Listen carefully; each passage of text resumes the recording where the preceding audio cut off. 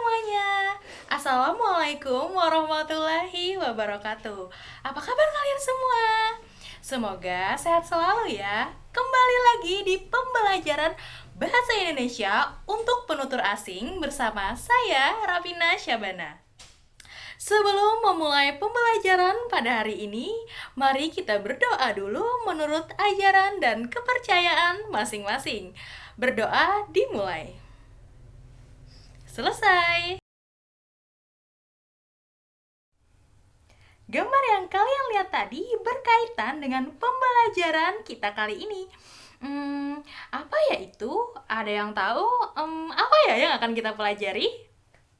Jadi, hari ini kita akan membahas mengenai cerita rakyat. Apa itu cerita rakyat? Ada yang tahu? Bagaimana kalau langsung saja kita mendengarkan penjelasannya berikut ini?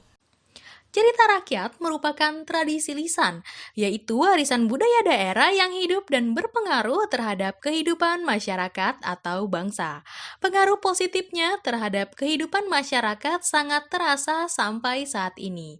Cerita tradisi biasanya berisi berbagai pesan yang sangat bermanfaat bagi masyarakat pemiliknya. Cerita rakyat selalu menarik untuk disimak dan dinikmati. Di dalamnya ditemukan pelajaran moral seperti baik buruk, kebenaran, ketidakbenaran, keadilan dan ketidakadilan, kesetiaan, dan juga pengkhianatan. Cerita rakyat terdiri atas beberapa jenis, antara lain dongeng dan legenda.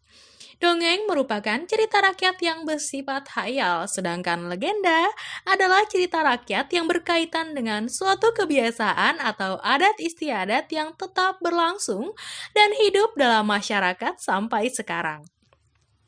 Beberapa legenda yang hidup di dalam masyarakat Indonesia antara lain ada asal-usul kota Banyuwangi di Jawa Timur, asal-usul nama kota Banjarmasin di Kalimantan Selatan, legenda asal-usul upacara Kasada dari lereng Gunung Bromo di suku Tengger di Jawa Timur, dan juga cerita Nyai Roro Kidul, serta cerita tentang Tangkuban Perahu dan masih banyak lagi. Nah, itu tadi penjelasan mengenai cerita rakyat. Kira-kira apa manfaatnya untuk pembelajar BIPA? Mari kita simak kembali. Manfaat cerita rakyat bagi pembelajar asing. Cerita rakyat mengenai adat kebiasaan dalam suatu masyarakat merupakan bagian yang sangat penting bagi mahasiswa asing. Hal itu dikarenakan bahwa adat kebiasaan atau segala sesuatu yang dilakukan oleh masyarakatnya terkomunikasikan melalui bahasa masyarakat pemiliknya. Dari sinilah akan diketahui budaya dan bahasa masyarakatnya.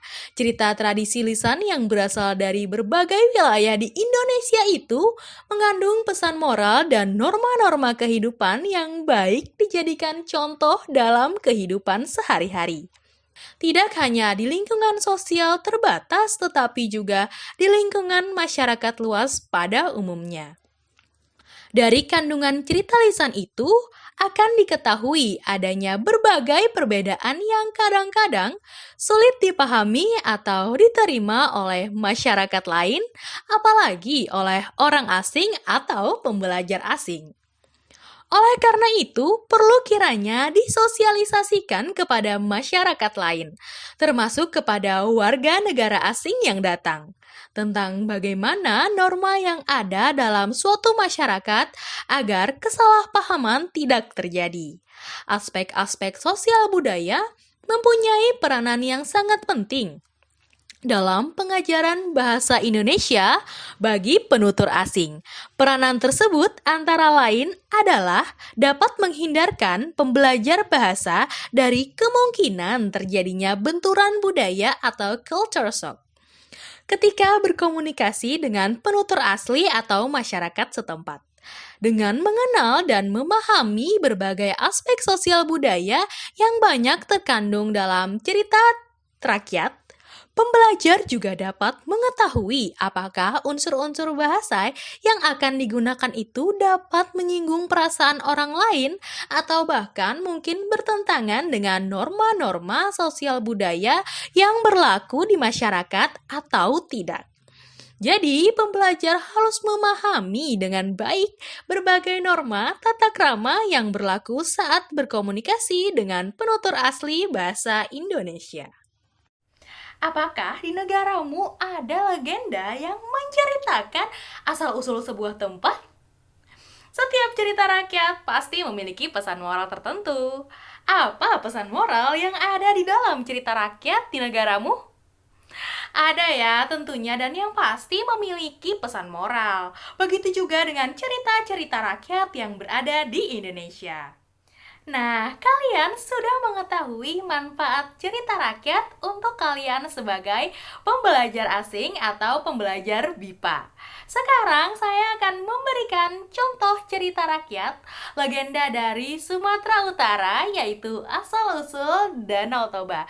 Mari kita dengarkan. Legenda dari Sumatera Utara, asal-usul Danau Toba. Pada zaman dahulu, di suatu desa di Sumatera Utara, hiduplah seorang lelaki bernama Toba. Ia adalah seorang petani muda yang hidup sendiri. Selain bekerja di ladang, Toba sering pergi memancing ke sungai yang tak jauh dari rumahnya. Ikan hasil pancingannya dia masak untuk dimakan. Pada suatu sore, setelah pulang dari ladang, Toba langsung pergi ke sungai untuk memancing. Tetapi sudah cukup lama ia memancing, tak seekor ikan pun didapatnya. Namun, ketika dia hendak menarik pancingannya, tiba-tiba pancing itu disambar ikan. Toba menjadi gembira karena dia tahu bahwa dia akan mendapatkan ikan yang besar. Ketika Toba berhasil menarik tali pancing, tampaklah seekor ikan besar tergantung dan menggelapar-gelapar di ujung tali itu.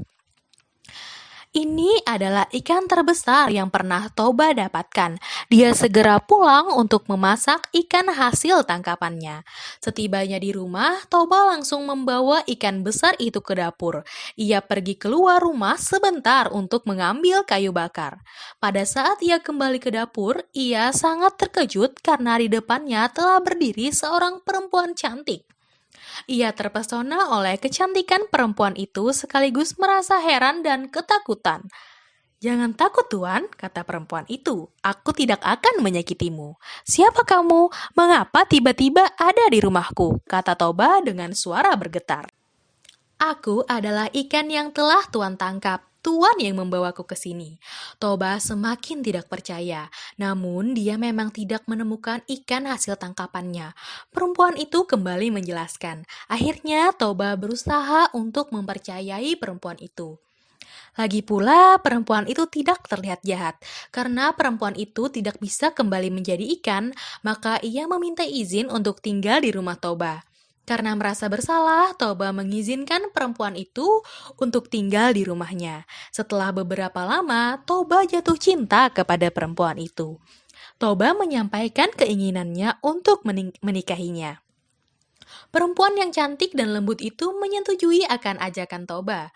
Namun, ia mengajukan sebuah syarat. Ia ingin meminta agar Toba tidak menceritakan kepada siapapun bahwa ia adalah seekor ikan. Toba setuju dan bersumpah untuk tidak menceritakannya. Akhirnya, Toba dan perempuan itu menikah. Mereka hidup bahagia dan tak lama kemudian mereka memiliki seorang anak lelaki.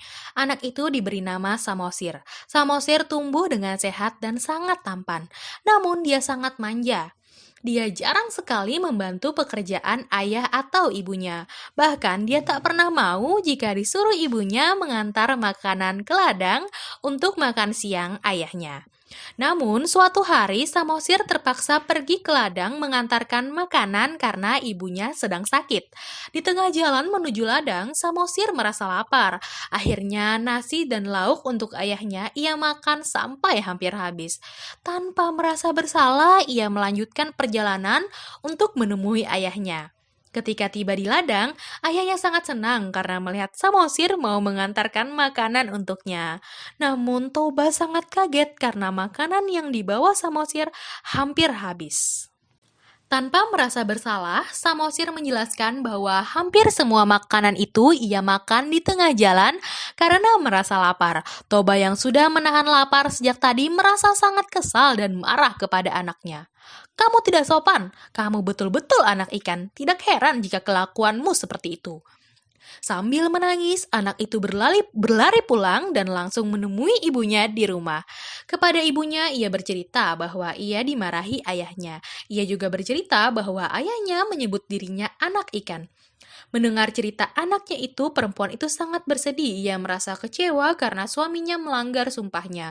Kemudian perempuan itu menyuruh anaknya agar segera mendaki bukit yang terletak tidak jauh dari rumah mereka dan memanjat pohon setinggi yang terdapat di puncak bukit tersebut.